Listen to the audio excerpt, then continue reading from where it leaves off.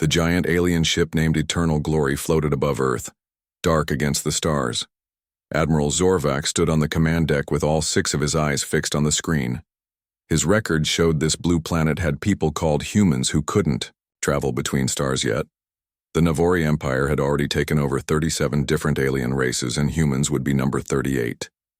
"Start the fear plan," Zorvac said, his jaw parts clicking together. "Send ships to their big cities. Show them how strong we are. They will give up before their day ends."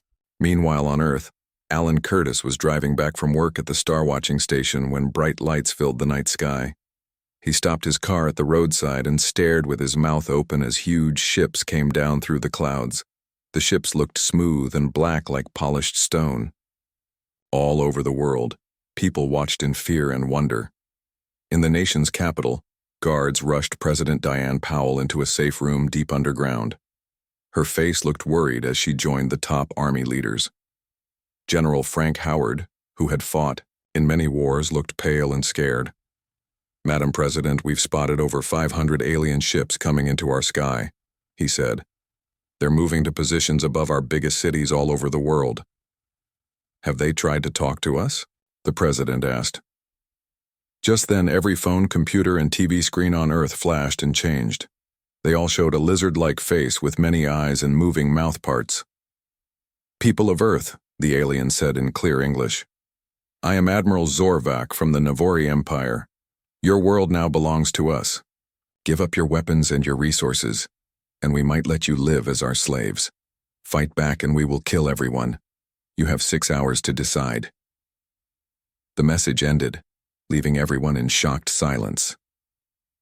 In a secret lab hidden under the Nevada desert, Dr. Samantha Wright watched the alien's message differently than most people. She wasn't surprised to see aliens. For 15 years, she had led a top-secret team studying strange materials found in Antarctica, materials that came from space. "Connect me to the president," she told her helper, keeping her voice calm despite the crisis. "We need to start Project Prometheus now." 4 hours later, leaders from all major countries joined a secret video meeting. Dr. Wright stood in front of the camera, her usually tidy brown hair messy from hours of hard work. "The aliens think we're helpless because we don't have ships that can travel between stars," she explained. "But they don't know we've been getting ready for this very day for many years." She showed them pictures on her screen, designs for weapons no one knew existed. "We've been studying and copying their technology from a crashed ship we found in 1985, she said. "We can't chase them across space, but we have something they won't expect." "Something they won't expect?" echoed President Powell, looking confused. Dr. Wright nodded. "They don't know about our secret weapon. It's been right under their noses this whole time." "What weapon?" asked the Russian president, his voice thick with doubt. Dr. Wright smiled slightly. "Not what? Who?" She pressed a button, and a new image appeared on screen. It showed hundreds of ordinary-looking men and women in simple uniforms. "Project Prometheus isn't just a weapon," she explained. "It's people. Special people we've been training since that first crash. People with abilities the aliens can't understand." On the screen, one of the soldiers demonstrated by lifting a tank using only his mind. Another created fire from her fingertips. A third disappeared and reappeared across the room. The crash site wasn't just alien technology, Dr. Wright continued. It was also alien biology. Some of the material affected human DNA. We've been carefully developing these effects in controlled conditions. "My God," whispered the British Prime Minister. "How many of these super soldiers do you have?" 5,000, Dr. Wright answered. "Not many against an alien fleet, but they only need to reach key targets." In a training facility in Montana, Jack Wilson, a former construction worker from Ohio, stood in a line with 50 other men and women. They looked ordinary except for their glowing blue eyes. "Today is what we trained for," their commander said. "You know your targets. You know what's at stake." Jack nodded, his mind connecting with the others in his squad. They could feel each other's thoughts move as one unit. 5 years ago, he had been chosen for the program because his DNA showed compatibility with the alien material. Now he could move objects with his mind and briefly teleport short distances. Back in the meeting, President Powell looked at Dr. Wright with a mixture of hope and doubt. Will it be enough against their entire fleet? Dr. Wright's face became serious. They expect us to surrender or fight with tanks and jets. They've never fought humans before. They don't know what we can do when pushed into a corner. The president took a deep breath and made her decision. Activate Prometheus, and may God help us all. Meanwhile, on the alien ship, Admiral Zorvac watched Earth with growing satisfaction. Their scans showed no space defenses, no energy shields, nothing that could stop his fleet. Humans would be the easiest conquest yet. The deadline approaches, said his second-in-command. Shall we begin the attack? No, Zorvac replied. Let them suffer in fear a little longer. It makes the victory sweeter. He had no idea that 5,000 pairs of glowing blue eyes were already looking up at his ships, waiting for the signal to strike. Neither side knew it yet, but the greatest shock in galactic history was about to begin. Admiral Zorvac felt happy. The invasion was going just as planned. His scout ships reported almost no resistance, exactly what he expected from a simple, weak species. He had taken over dozens of planets with people who couldn't travel between stars, and they all acted the same way. First they tried to fight, then they accepted that they would lose. Admiral, his second-in-command, Commander Zelthak, said with a respectful bow, the time limit is almost up. The humans have not answered us. Zorvac's mouthparts clicked with amusement. They are probably fighting among themselves. Start targeting their military bases. After we destroy a few, they will give up faster, Anyar. The main screen of the Eternal Glory, the blue planet kept turning silently, looking like it couldn't defend itself. 5 minutes before the deadline, Earth sent one single message to the aliens on all radio channels. It had just one word: run. The alien officers laughed, their hard outer shells rattling as they did. Typical bravery from a weak species, Zorvac said. Commander, aim at their biggest military base for our first demonstration. Commander Zelthak was typing in the location when the sensor officer hissed in alarm. Admiral, we detect strange energy coming from the planet's surface. Before Zorvac could respond, Jack Wilson and his team made their move.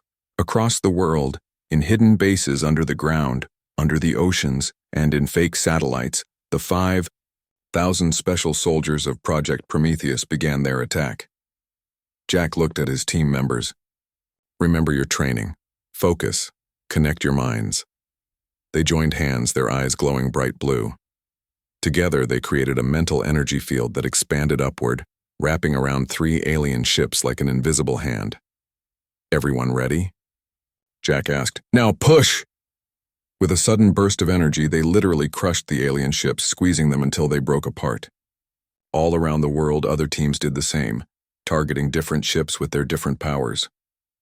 In another base, Karen Liu and her fire team raised their hands toward the sky. Unlike Jack's team, who could move things with their minds, Karen's team could create and control heat.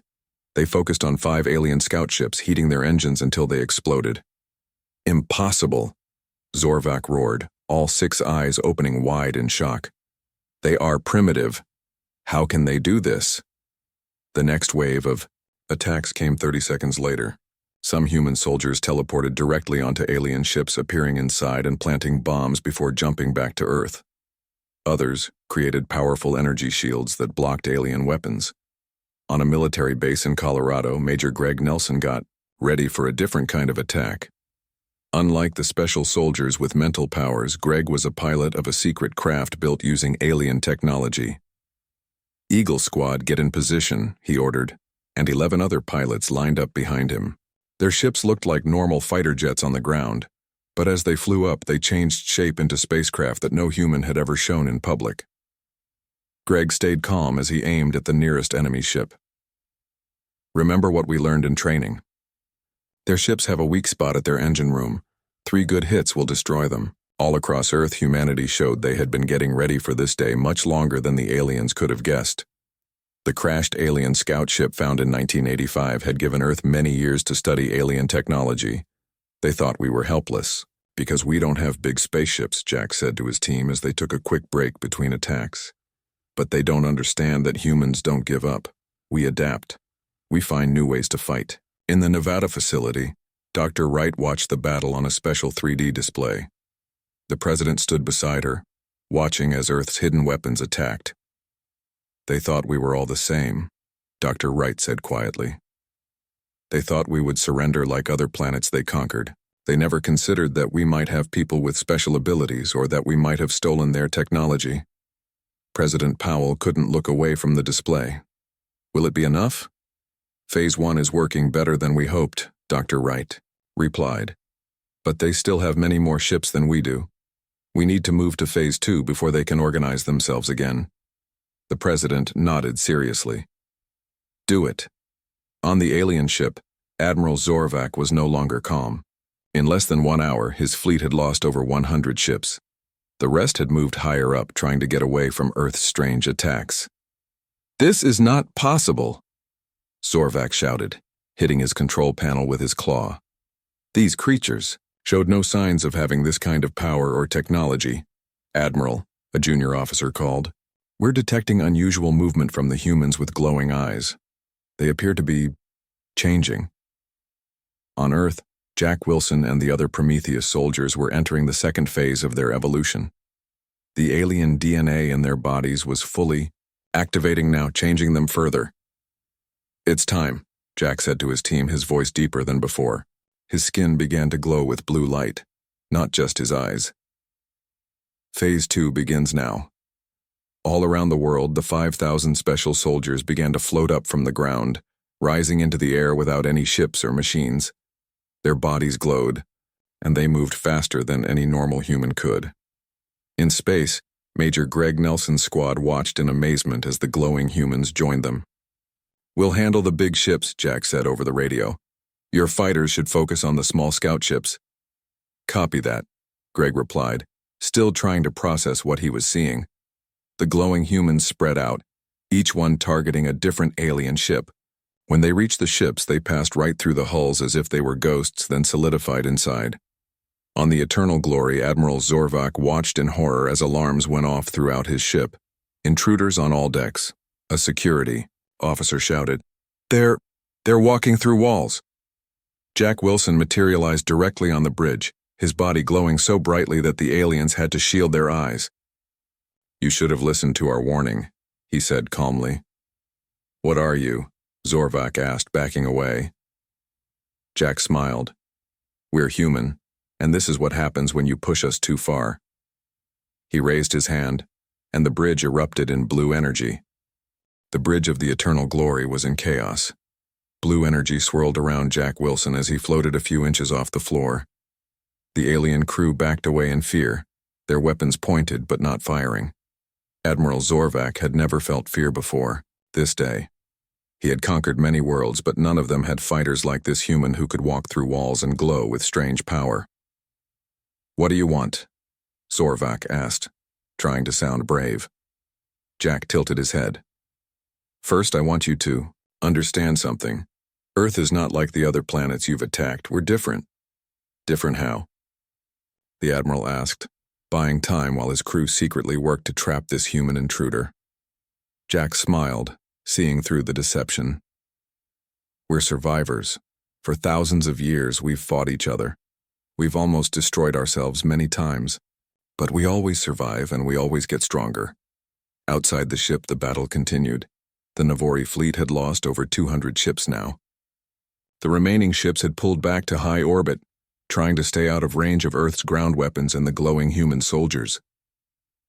Admiral, Commander Zelthak whispered into his personal communicator. Emergency protocol ready. Zorvac nodded slightly.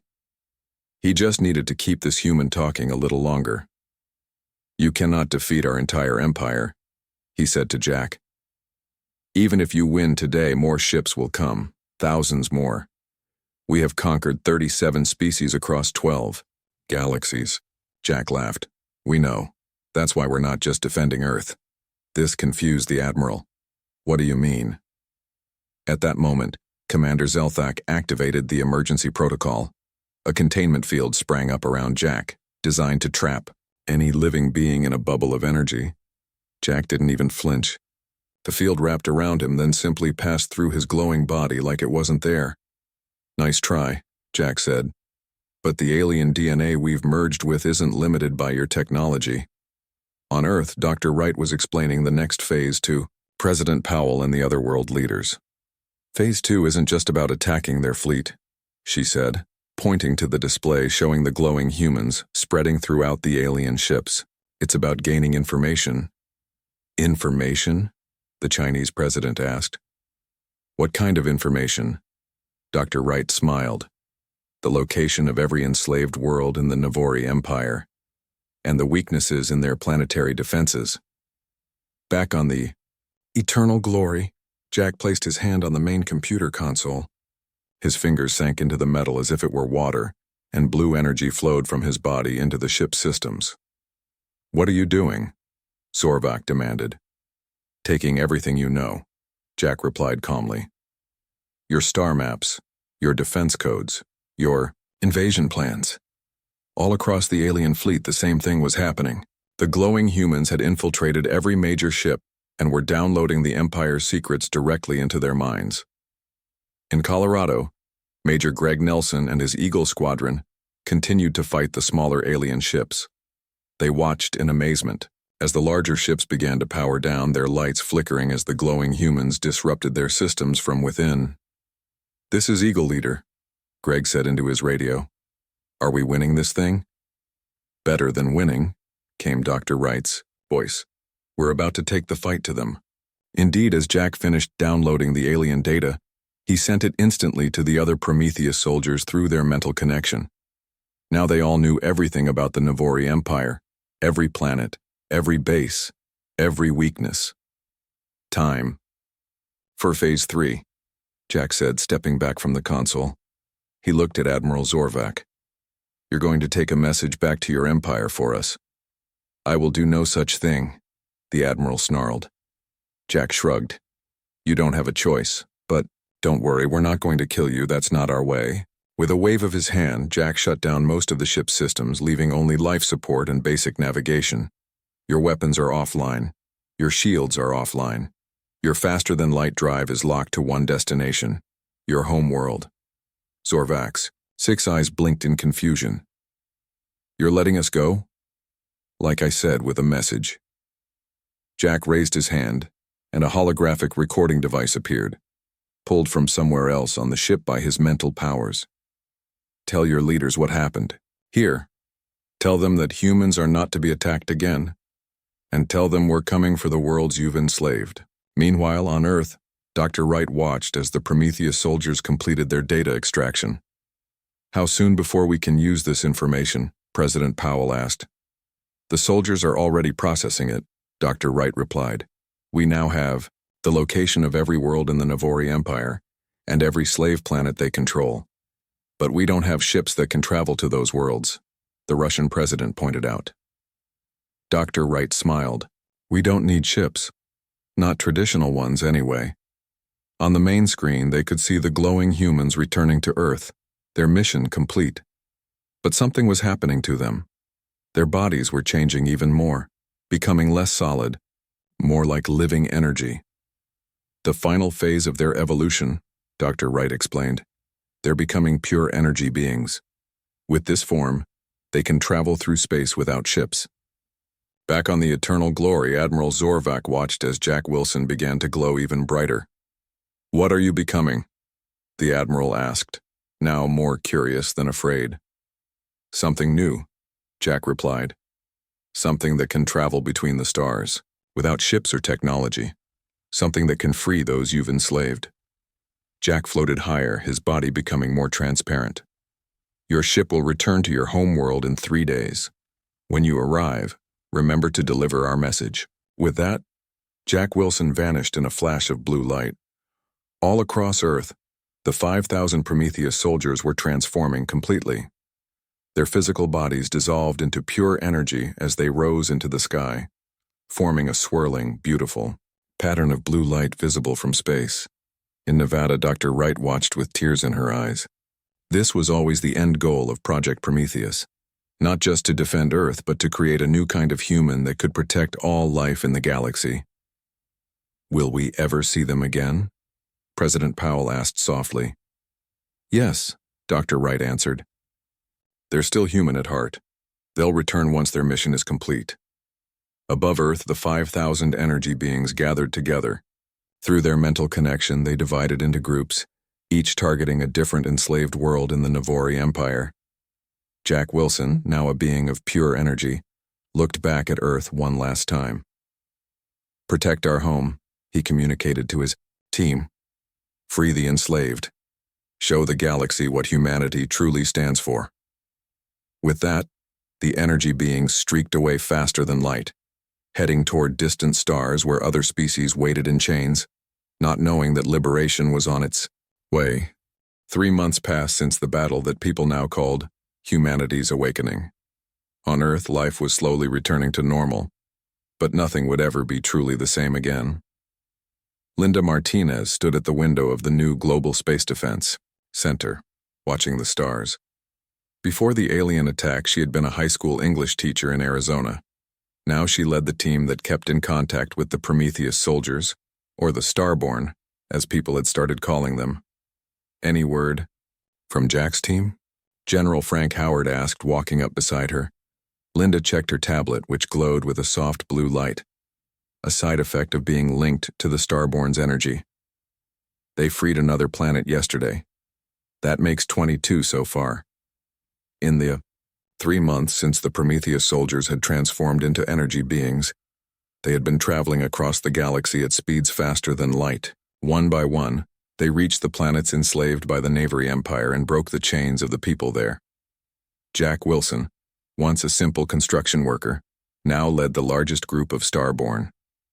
With his team of 1,000 energy beings, he had targeted the most heavily guarded slave worlds first. Right now, Jack floated above a planet called Viridian, home to a race of 4-armed beings who had been slaves to the Navori for over 300 years. From his energy form, he could see the fear in their large eyes as they looked up at the blue glow in their sky. They think we're just another kind of master coming to claim them, Jack thought to his team. Let's show them the truth. Jack descended slowly to the main city where thousands of Viridians were gathered, watching in fear. Their Navori overlords had fled when the blue energy beings first appeared in the sky, leaving the slaves confused and afraid. Gently, Jack touched down in the central square and shifted his energy form to look more solid, more like the human he once was. The Viridians backed away, uncertain. People of Viridian, Jack said, his voice carried by the energy field around him. We come from a planet called Earth. 3 months ago, the Navori Empire tried to enslave us too. We fought back. We won, and now we've come to free you. The Viridians looked at each other in confusion. One elderly female stepped forward, her forearms showing scars from years of hard labor. Free us? She asked in a weak voice. No one has ever freed slaves of the Navori. They always win. Jack smiled. Not anymore. The Navori ran from Earth. They'll run from everywhere now. With a wave of his hand, Jack sent out a pulse of energy that broke every slave collar and chain on the planet. The Viridians gasped as the heavy metal bands fell from their necks and wrists. You are free, Jack said simply, and we will help you rebuild. From his energy form, Jack sent out knowledge directly into the minds of the Viridian leaders. How to use the Navori technology, how to defend themselves, how to contact Earth if they needed help. Meanwhile, on the Navori homeworld, Admiral Zorvek stood before the High Council, his head bowed in shame. The Grand Chamber was silent as the 12 oldest and most powerful Navori listened to his report. It's happening exactly as the humans warned, Zorvek concluded. They've already freed 22 of our slave worlds. Our forces cannot stop them. These energy beings pass through our shields. Our weapons have no effect on them, and they can travel faster than our fastest ships.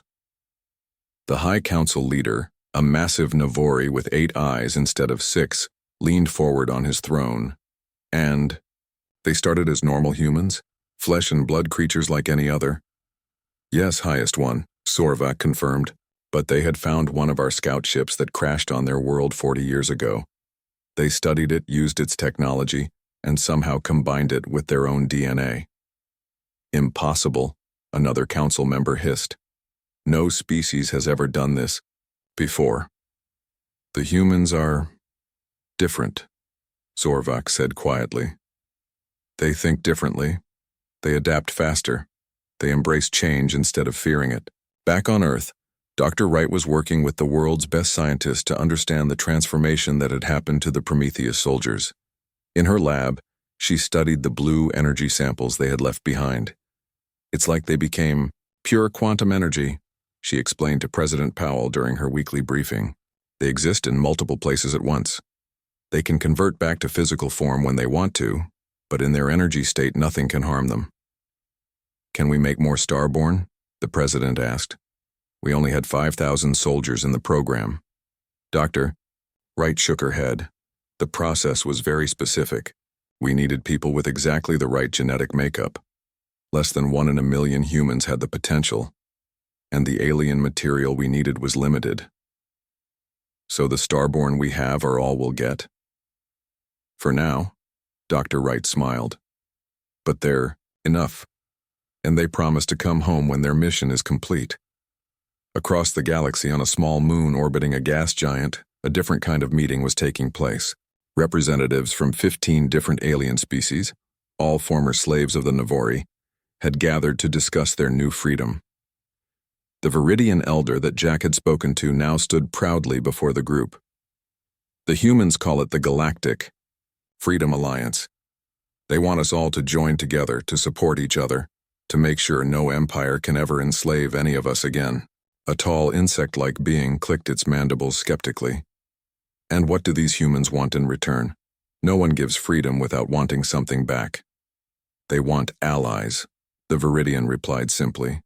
They want friends in a galaxy they're just beginning to explore. They say they know what it's like to fight against those who would take your freedom. 6 months after the Battle of Earth, a Navori scout ship approached an unexplored star system. Their orders were to find new planets to conquer, anything, to help the Empire recover from its recent losses.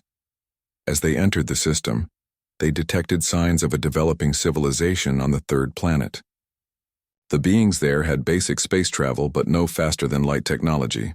Perfect, the Navori captain said. Begin standard intimidation protocol. But before they could send any messages, their sensors detected something strange. A blue energy signature coming from the planet's surface. Then a message appeared on their screen. It showed the symbol of Earth, followed by simple words. This planet is under the protection of the Galactic Freedom Alliance and the human Starborn. Our advice? Run. The Navori ship turned around immediately and jumped to faster than light, speed without a second thought. And so the warning spread throughout the galaxy. Planets that had never heard of humans now whispered their name with hope. Empires that had ruled through fear now feared the blue energy beings that could not be stopped. And across the stars, the first question any would-be conqueror learned to ask was, are they friends with the humans? If the answer was yes, the wisest choice was clear. Run.